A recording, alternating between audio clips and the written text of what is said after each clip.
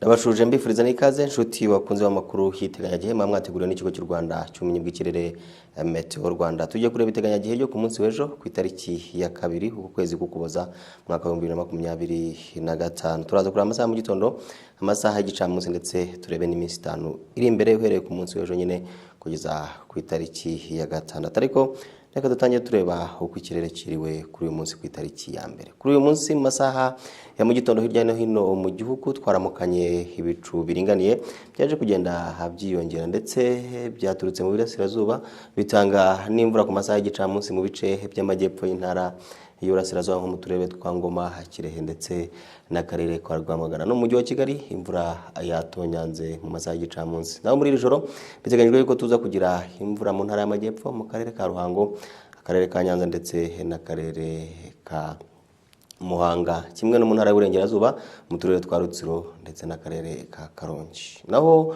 ku munsi w'ejo biteganyijwe yuko mu masaha ya mu gitondo ndetse n'amasaha y'igicamunsi tuzaramukana umuyaga uringaniye uzagenda wiyongera ugashyira kuba mwinshi uzahuturuka mu bice by'Uburasirazuba werekeza mu bindi bice bitandukanye by'igihugu. Bikaba biteganyijwe ko umuyaga uzaba ufite umuvuduko hagati ya metero 4 kugeza kuri metero 8 mu isegonda. Biteganyijwe ko kandi ku munsi w'ejo mu masaha ya mu gitondo mu turere twose tugize igihugu cyacu tuzaramukana urunyurane rw'izuba n'ibicu. Nta mvura iteganyijwe mu masaha mu gitondo. Ubushyuhe bwo hasi nabwo buzabura hagati ya °C 11 ndetse na °C 18.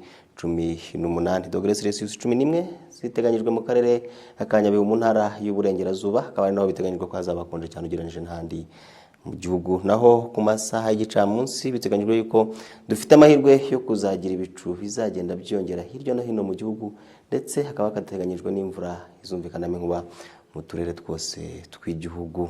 Naho ubushyuhe bwo hejuru nabwo buzazamuka bugira hagati ya °C 22 ndetse na °C 29. °C 29 ziteganyijwe mu ntara y'Uburasirazuba mu karere ka Nyagatare, akaba ari naho hazaba hashyushye cyane ugereranyije n'ahandi mu gihugu. Naho mu minsi 5 iri imbere no kuvuga uhereye ku munsi w'ejo nyine kugeza ku itariki ya 6 biteganyijwe ko ku munsi w'ejo tuzagira imvura ku masaha y'igicamunsi, ku itariki ya 3 n'iya 4 imvura igasa nk'igabanutse igasigara mu bice by'Uburengerazuba ndetse n'intara y'Amajyepfo, ikongera kugaruka ku matariki 5 ndetse n'itariki ya 6 z'uku kwezi nyine. Reka ngane ku masozo mbabwira yuko ku munsi w'ejo biteganyijwe ko izuba rizarasa ku isaha 11:42 za mu gitondo rikarenga ku mugoroba ku isaha 12:01. Mwakoze kubana natwe, mukomeze gukurikira amakuru y'iteganyagihe nawe utamugire ibihe byiza.